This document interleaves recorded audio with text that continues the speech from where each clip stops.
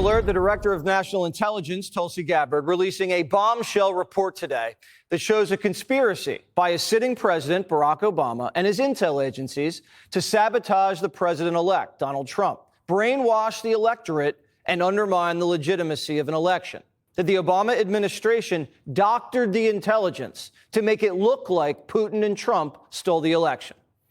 A month after Trump beat Hillary, Barack Obama wasn't satisfied with his intelligence reporting and ordered his CIA director to create a new assessment of how Russia interfered with the election. This was a highly unusual move. John Brennan handpicked 5 CIA analysts to write the assessment, and they were siloed. None of them knew what the other was doing. And only one analyst was in charge of drafting this report. There was nothing routine about this, and it was a rush job to publish before Trump was sworn in. Nothing was coordinated with the other intelligence agencies either. Basically, this was home cooking for Barack Obama.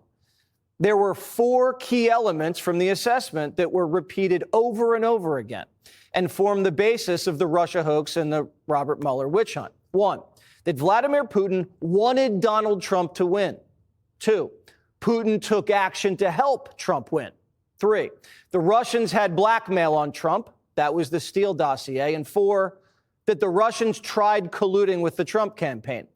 None of any of this was ever true. There was no reliable intelligence to support any of these allegations.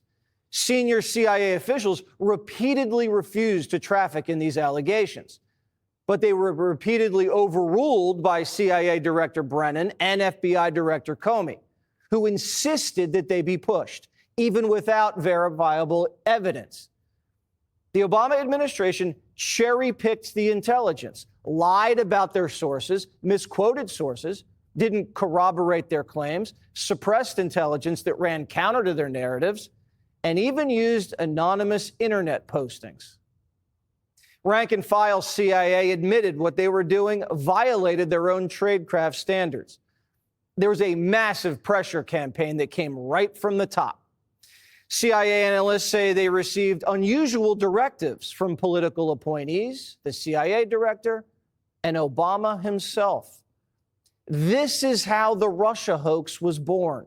Donald Trump knows that the Russians helped him win in 2016. Putin hated Secretary Clinton so much that the flip side of that coin was he had a clear preference for the person running against the person he hated so much. It was Russia, in a very systematic way, tried to interfere in the election and to try to advance the prospects of Donald Trump being elected.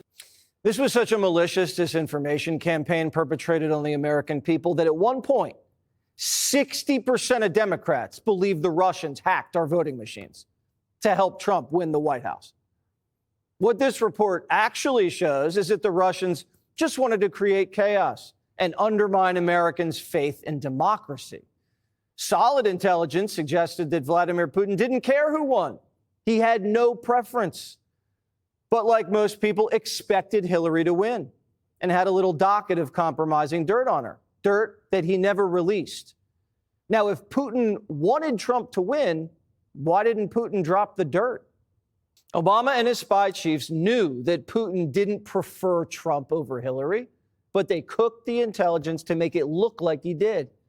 Obama and his intel spies knew that Putin didn't collude with Trump and that he didn't even direct his people to help Trump win, but they put it out there anyway. In a sense, Barack Obama did exactly what Putin wanted, undermined Americans' faith in free and fair elections and caused chaos in our country. Barack Obama, the CIA, and the FBI were the ones doing what our enemy wanted. Even 2 years later, after the election, Barack Obama was still pushing a hoax he knew wasn't true.